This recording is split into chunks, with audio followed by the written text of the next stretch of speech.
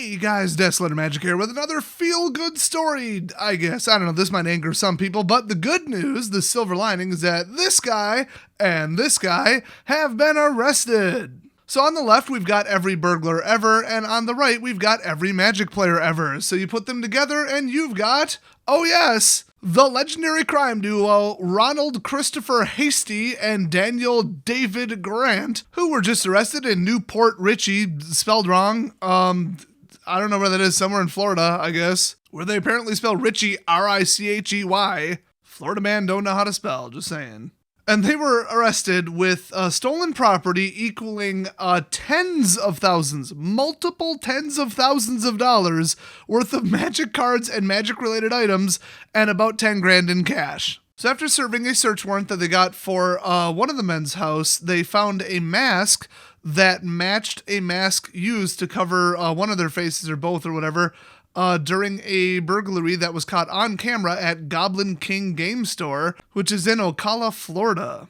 Oh, and all the property. So get this, apparently Goblin King Game Store was broken into 3 times, June 2nd, June 10th, and August 10th. And I guess they're implying that all 3 times it was the same damn people. They came back 8 days later and stole more stuff. Like, it wouldn't have even been replaced yet. You wouldn't even have the insurance cut you a check yet. Oh, and they literally broke in. The damage to the store from all 3 break-ins was around $4,000, so they must have busted locks, doors, door frames, windows, whatever. So anyway, after the second burglary at that store, they kind of got in touch with, via the police department, another store that had been broken into, which is Mega Gaming and Comics. And boy, I wish the reporting on this story was a little bit more specific, because they just say something and then leave you wondering, wait, what do they mean by that? So I'm just going to read this as they wrote it. The Gainesville detective said that the Mega Gaming and Comics store was broken into through the sidewall from a nearby business. Hair affair. And then it just goes on to say, once in the gaming store, the cards were taken. Okay, first of all, why was it easier to break into Hair affair? Secondly, they just Kool-Aid manned through the wall? What the hell is this? That one bank robbery where they bought the building across the street and tunneled under the road or whatever? That is a real thing that happened, by the way. So that was Mega Gaming and Comics. Now they go back to the Goblin King's burglaries and say, in the case of them, in just one of them, the burglar tunneled his way through a nearby store and entered the business. They did what? Okay, first of all, one of them dudes is chunky as hell. Okay, he chunk. He ain't getting through no shimmying under the floorboards in some kind of utility tunnel or something. Did they actually get out a shovel and start digging dirt and frickin' prison break through it 8 hours overnight? I guess you could do that. I just have a hard time believing that is what they did. I mean, I'd like to imagine, they just went down to a little basement storage thing, and then there was a door separating them, and they just popped the lock on the door, busted through it, sawed through it, whatever. There you go. But they make it sound like they had shovels.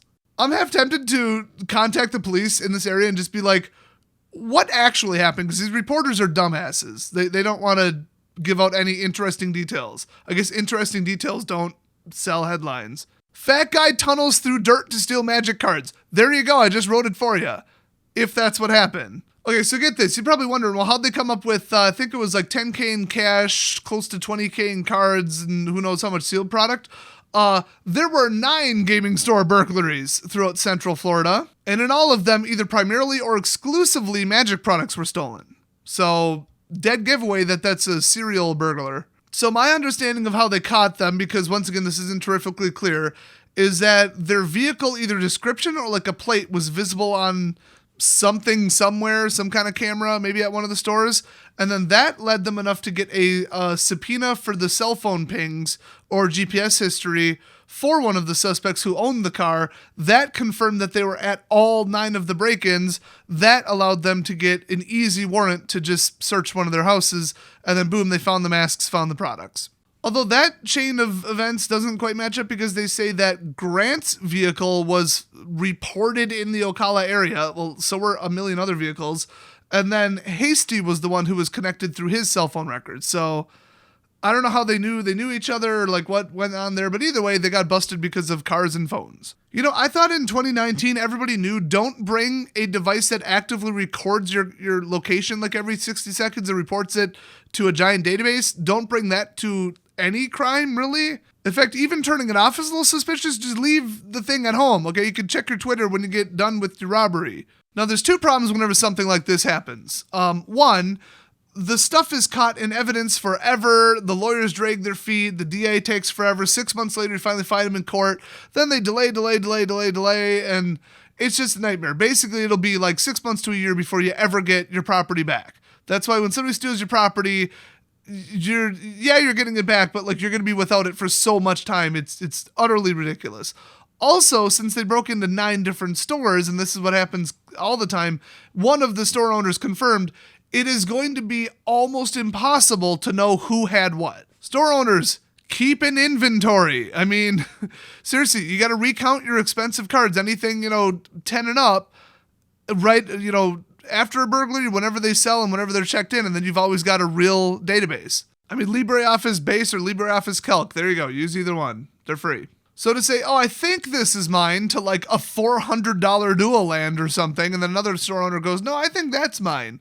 Well, they're identical. So you either need like unique price tags that have your logo on them, which those are kind of expensive, but not really. I mean, you need something. This stuff can and will happen.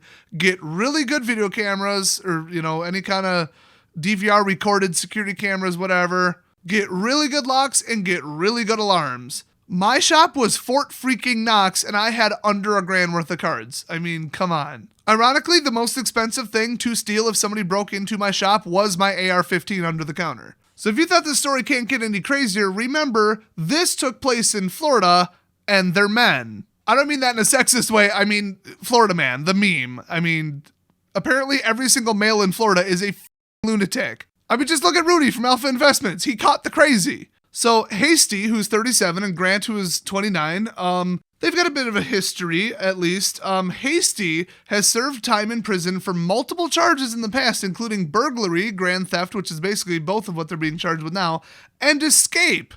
So he escaped from prison, but even then, I guess when they recaptured him, they just charged him with more time, and he had been released since May of 2016. So he had done burglaries and stolen enough things for it to be considered grand theft, which is quite a lot, and then escaped from prison, I guess, and then was caught again, served out the rest of his prison sentence, got out in 2016, then robbed 9 more stores, and he said to the arresting detective, I'm going to jail forever.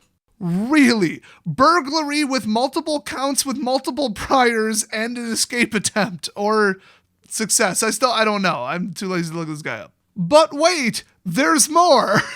If you think the name or face of Ronald Christopher Hasty sounds familiar, you may have met him. He was buying and selling a buttload of cards at one of the recent GPs in Las Vegas. Well, also, it kind of looks like that guy from Storage Wars or whatever.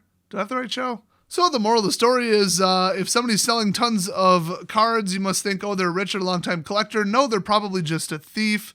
If you run a gaming store, yes, it could happen to you. Get better locks, get better security, get alarms, spend the money. It's worth it. Otherwise, even when you do get your cards back, you might not get your cards back. Also, have good insurance and have cameras. Everybody thinks, oh, it won't happen to me until it happens to them. Okay, somebody was stupid enough to steal $350 worth of shit from my store, and I caught them within 2 hours. Oh, and the thief, by the way, fun little twist here, was a very common visitor to my old LGS, the LGS from hell, and he was exclusively a Yu-Gi-Oh player. So he was weird, antisocial, as total serial killer vibe from him, just weird motherfucker that everybody was like, wow, stay away from him, he's weird, Yu-Gi-Oh player, and recurring thief. He hit all the stereotypes. He checked every single box. If you have proper security, even when something does happen, you can make it unhappen, okay? It is worth every penny. I had the security footage in full HD, got that thing chopped up, sent a flash drive with the cop. I was like, here, go plug this in at the court. Full HD, blow it up on a projector so everybody can see. Clear as day, none of this blurry shit. And that's how, by the way, they identified him quickly enough. I probably shouldn't say this, but technically I had his name before the police did, but I don't know if it would stand up in court if I told them how I got it. So yeah, your store, if it has valuable things, will probably be targeted. Doesn't matter how nice of a town, what side of town you're in, how nice the people seem, none of that. Doesn't matter. Some fat guy and some creepy bald dude will tunnel in with a shovel overnight from the hair salon next door, I guess. And you're going to want them and their vehicle's plates on camera in HD, along with an alarm sounding that'll get the police there within minutes. So crazy story. I guess it kind of had a good ending because they got caught, but wow. I mean, this 9 burglaries in multiple stores. Like, this is just crazy. What really bugs me about this more than anything else is people will go to GPs because that's where everybody brings the expensive stuff. It's the best prices. All the vendors know that what they're buying is probably X% stolen. They know this and they don't care. I mean, a lot of the big vendors will get notified from big stores where they're like, hey, somebody stole specifically this, watch for exactly this. This color, this deck, these sleeves, whatever. But past that, as long as they unsleeve them and sell them in different lots, I mean, there's not much they can do. So they just ignore it. They just pretend, well, I mean, I know some of them are stolen, but there's nothing I can do. That kind of pisses me off because they're putting greed first. I mean, they got to get some IDs from these people. And I know some of them do this. But I'd say if you're buying more than $100 worth of cards off somebody, get their ID and take a photo of them. I think people, if they're like, oh, I don't want to do that, they're either paranoid privacy nut freaks or they did steal the cards. But no, vendors are like, well, that's too intrusive. If we do that and the vendor next to us doesn't, they're just going to sell to them. So they all just brush it under the rug and pretend it isn't a thing. Well, screw that, you greedy assholes. So yeah, if you regularly attend some kind of magic things at any local gaming store in your area, and you notice that their security is crap, they don't care, they got stuff out, unlocked cases, no cameras, you might just want to mention to them, hey, did you hear what just happened in Florida? And they'd be like, oh, a guy tried to rob a gas station with a live alligator. No, the other Florida stories. And by the way, yes, that did happen. I am quoting an actual news story. But yeah, if they're like, oh no, it'll never happen, nobody will ever break in, they're wrong. I mean, if they want to be that stupid, like, let it go, whatever, it's not your store, but they are absolutely wrong. So thanks for watching, and I'll see you guys next video.